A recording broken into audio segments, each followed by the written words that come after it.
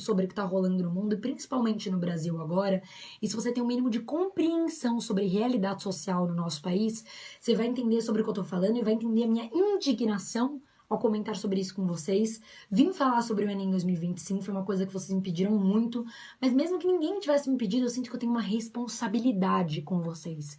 Eu tenho um dever a cumprir com vocês, como estudante, como brasileira, como influenciadora. Eu sempre falei de educação aqui no meu Instagram, sempre falei sobre vestibular, sempre falei sobre dicas de estudo, dicas para prova, dicas para o Enem. Eu tenho os meus vídeos gravados do ano passado sobre o Enem, sempre dei dicas nesse campo aqui para vocês, e eu sei que muitos dos meus seguidores hoje, a galera que me acompanha, tá em época de vestibular, pretendia prestar a prova esse ano, tá em época de ensino médio, tá desesperada, então hoje eu tenho compreensão que eu tenho essa responsabilidade em me posicionar junto com vocês sobre esse descaso que foi divulgado pelo Ministério da Educação.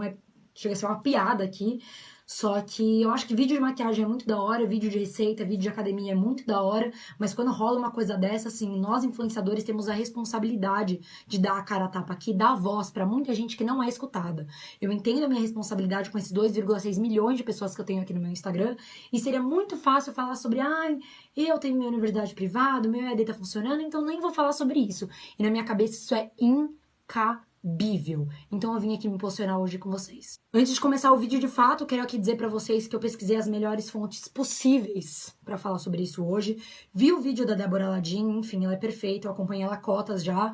E, cara, com certeza, assim, ela tem muito mais propriedade pra falar que eu em alguns momentos. Ela trabalha com educação, então eu recomendo muito que vocês vão lá assistir o vídeo dela. Não é de hoje que o nosso ministro da Educação, Abraham Weintraub, mostra algum tipo de incompetência perante o ministério que ele foi designado a cuidar do nosso país, né? Tem a história, ano passado, dos 30% que ele queria cortar das universidades, dos institutos federais, porque ele considerava que rolava balbúrdia, assim. Eu acho que o salário de ministro da Educação desse cara impede ele de enxergar outras realidades para além dele. Eu acho que ele esqueceu, eu acho que ele nunca ouviu, ele que trabalha com política, que nós somos o 7º país mais desigual do mundo, segundo o Programa das Nações Unidas para o Desenvolvimento. Por aqui, 13,5 milhões de pessoas vivem em extrema pobreza. Isso significa que elas vivem com até R$ 145 por mês. Já que o ministério dele gosta de falar estude como der, vim aqui falar pra vocês, eu pesquisei uma matéria da Abril do ano de 2017. O plano mais barato de internet naquela época, naquele ano, 3 anos atrás,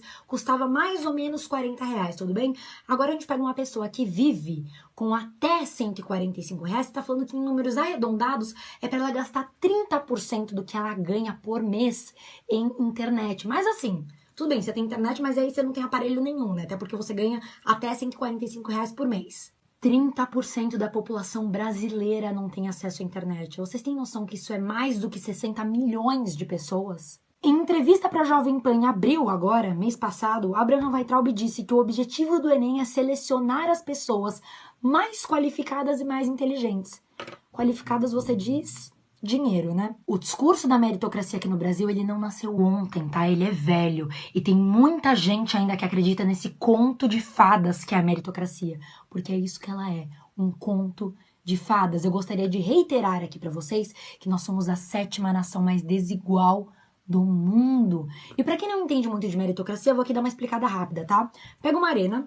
Você vai dividir as pessoas em 2 grupos porque elas vão competir entre elas, beleza? Pra um grupo você vai dar AK-47, metralhadora, todo tipo de proteção para uma batalha.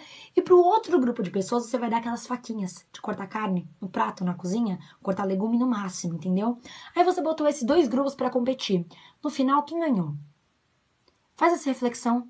Você acha que você deu as mesmas condições para essas pessoas batalharem? É óbvio que um grupo ia ganhar. E esse grupo que ganhou, é porque eles eram mais inteligentes? É porque eles eram mais qualificados para responder aquela prova? Não, é porque eles tinham mais recursos para ganhar aquilo. E sabe o que ele ainda falou para completar naquela entrevista da Jovem Pan? Ele vira e fala assim, o adiamento do Enem frustraria os alunos. Abraham Weintraub, deixa eu falar uma coisa aqui para você. Sabe o que frustra um aluno? É você querer fazer aquela prova. É você querer passar numa universidade, porque às vezes é a sua única chance de passar e fazer uma universidade. E você não ter condições, você não saber por onde começar. Você não saber como fazer isso, você não ter recursos para estudar. Isso frustra um aluno. Abraham Weintraub não desconsiderou só o ponto da desigualdade social no nosso país, ele desconsiderou o psicológico dos alunos. O senhor é graduado pela USP, a universidade aqui de São Paulo. Imagino eu que tenha feito a FUVEST para entrar na universidade. O senhor lembra da sensação que teve quando sentou na carteira para fazer a FUVEST? Ou quanto tempo o senhor levou e o tanto de recurso que você teve que ter para passar nessa universidade, para fazer aquela prova e obter uma boa nota? E o que está rolando hoje com o Ministério da Educação nada mais, nada menos é do que um reflexo do governo que a gente vive, que dá abertura para coisas desse tipo, que já mostrou que não liga para a população brasileira.